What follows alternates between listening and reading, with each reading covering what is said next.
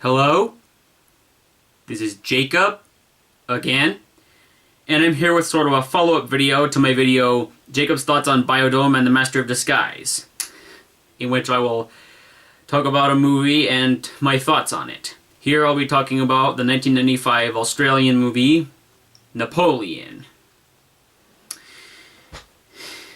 Now, this isn't really meant to be a movie review, since I'm not trying to point out the strong and weak points of the movie or any other stuff that movie reviewers usually do, because there's technically a difference between summarizing a plot and reviewing a movie. And for those of you who haven't seen the movie and don't want a movie you haven't seen spoiled for you, I will be going into spoiler detail in this video, just so you know ahead of time. Anyways, there's actually two dubs of this movie in English. An Australian dub, which is the first original, and an American dub. I grew up on the American dub, so I've never seen the Australian dub. Anyways, let's talk about Napoleon. As you could tell by the DVD cover, it is not about the historical villain Napoleon Bonaparte, the guy who conquered France several centuries ago. No, it's about a puppy. The movie opens in a backyard, and we get to see the main protagonist of the movie, Napoleon, voiced by Adam Wiley. And he hears some dogs howling in the distance, really distant actually, and he wants to become a quote-unquote wild dog.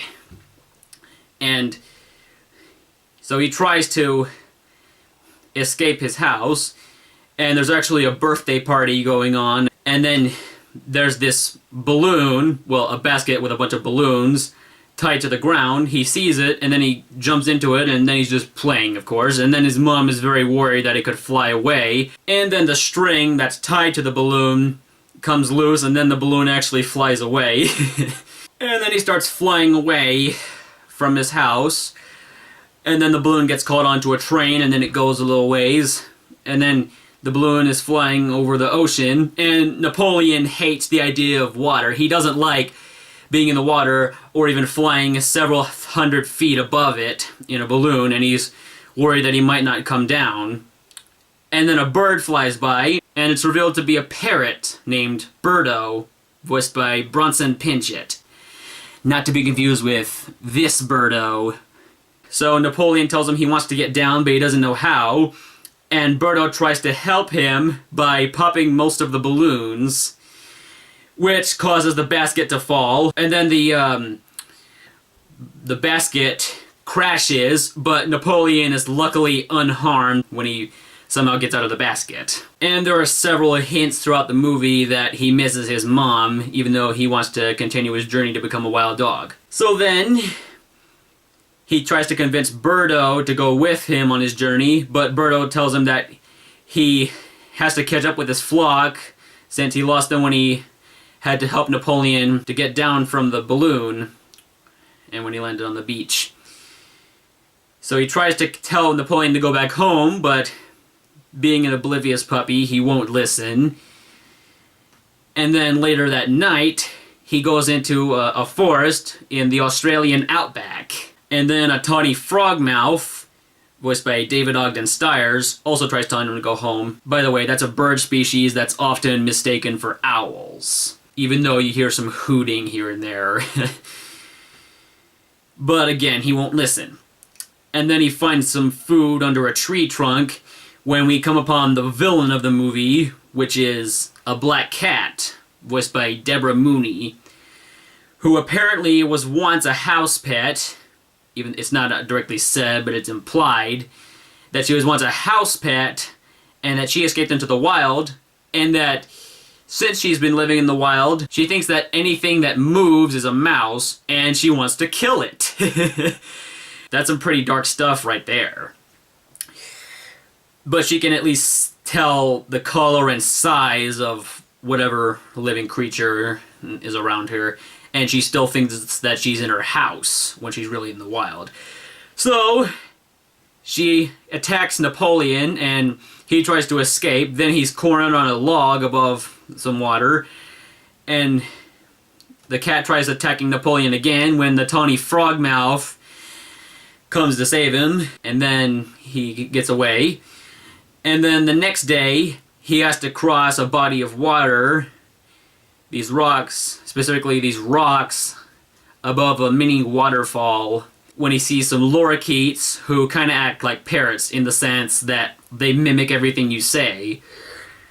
And then when he crosses the water, he sees this other lorikeet that doesn't act like them. He asks him if he's going the right way. He says yes.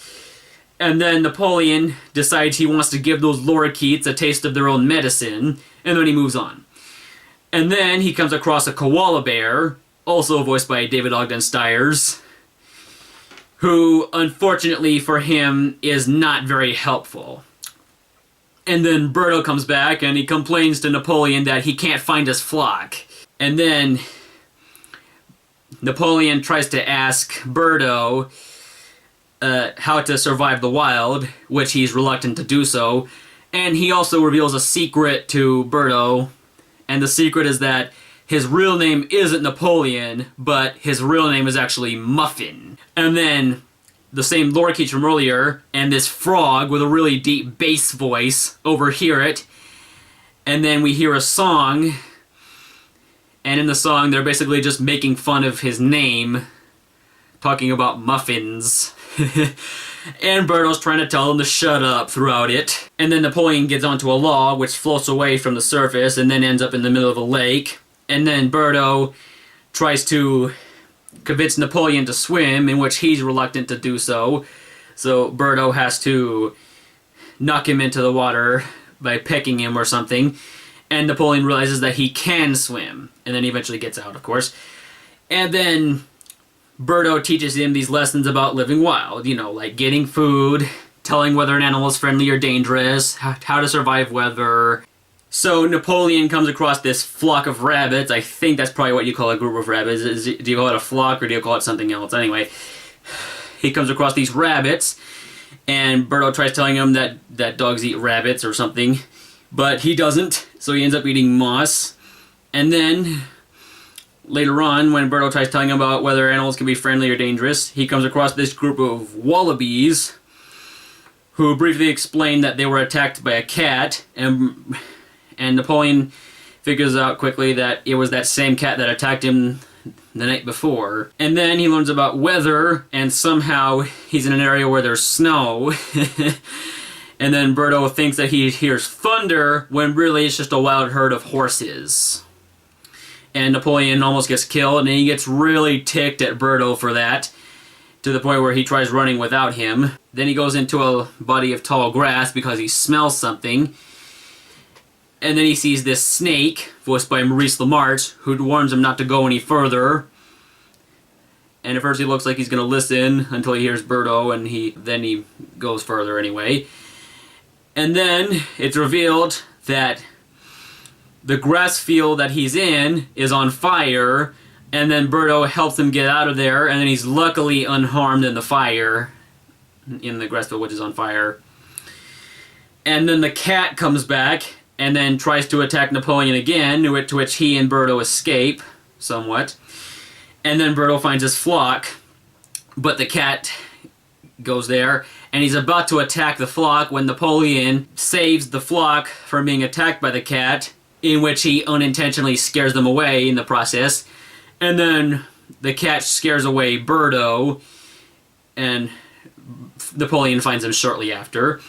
And then they come across a road in which they see a lizard lying in the middle of it. And then this truck comes by and it looks like it runs over the lizard, but it doesn't. Napoleon sees if he can help the lizard, and it's revealed to be a frill-necked lizard, also voiced by Maurice LaMarche, who basically just tells him to go away. And then he hears the howling again, and once again Berto tries telling him to go home, but he reveals that if he did that, then his dreams would basically be crushed. And then they sing another song, since there are a few songs in this movie, about going their separate ways, which they do. The next day, he's in a really hot area, almost to a desert, and he wants to find some water, and then he comes across an echidna, voiced by Wallace Shawn, who is also looking for water, but apparently everyone makes fun of the way he looks. But Napoleon tries to tell him that anyone who just thinks that way is just jealous. Then he finds some water, and he ends up drinking it, to which the echidna was trying to drink at first. And then he finds a tree and he lies under it for some shade. And then he comes across this Peretti lizard, voiced by Stuart Pankin, who imitates animal sounds, and then he tries talking to him, and then he just does some different animal sounds for him or something. And Napoleon gets the wrong idea, and he thinks that the howling that he's been hearing was just that lizard. And he's really disappointed about it, and he thinks that his dreams have been crushed. And then a rainstorm comes in, and then he has to go into a cave. And in the cave, he meets these two wild pups named Sid and Nancy, voiced by Ashley Mallinger and Olivia Hack, who try to tell him to get out, and he tells them that he'll watch over them since their mother isn't there. And then a flood comes into the cave, and Nancy is caught in it. And then Napoleon manages to save Nancy. And then Sid and Nancy's mom come back, and it's revealed that she's a dingo, and that Napoleon's dreams weren't crushed after all. That he really did hear wild dogs howling,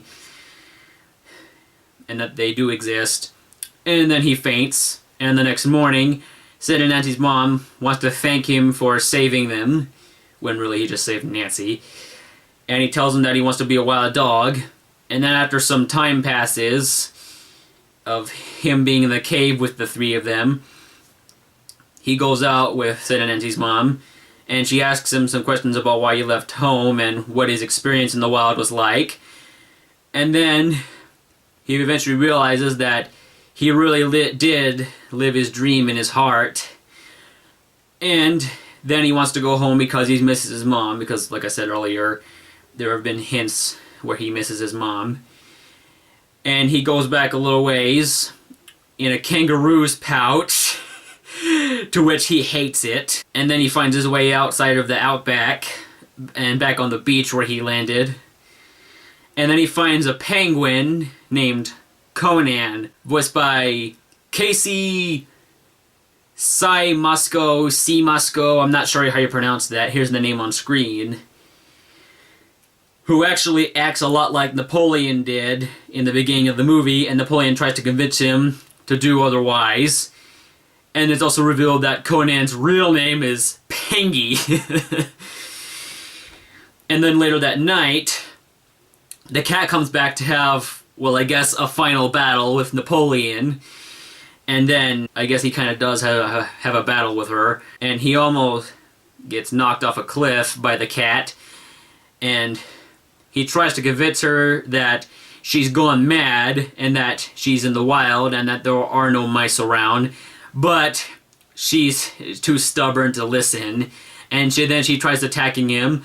And then Conan threatens to harm her so that he can distract her so that Napoleon can attack. And then Napoleon tries to attack her, and then she falls off a cliff. I'm pretty sure he wasn't trying to knock her off the cliff. But anyway, she falls off the cliff and lands in the basket that Napoleon was in when he was in the balloon, since Conan found it as well earlier. And she's swept away by the ocean. And then the next morning, he's still trying to get home. And then Berto is there and finds Napoleon on the back of a sea turtle, also voiced by Maurice LaMarche. And then he goes back home on back of the sea turtle and reunites with his mom, and tells her that he wants to be called Napoleon, and not Muffin. And the cat somehow finds him there, and I guess she still wants to kill him. And that's where the movie ends. What did I think of this movie? It's one of my favorites. It's been one of my childhood favorites. I grew up with this movie since I was a little kid, and I've always loved it ever since. And if you haven't seen this movie, but you want to, I'll provide you with links to the American and Australian dubs in the description. I really don't know the general reception of Napoleon, but I'm guessing the general reception is positive. There's not enough reviews on Rotten Tomatoes to give a score, so I wouldn't know. And it's also an Australian movie. Anyway, thanks for watching. If you liked the video, be sure to click the like button, and also don't forget to comment and subscribe. And I have links to both my Facebook and Twitter pages in the description as well, if you want to follow me on Facebook and Twitter. And as always, this is Jacob, signing off.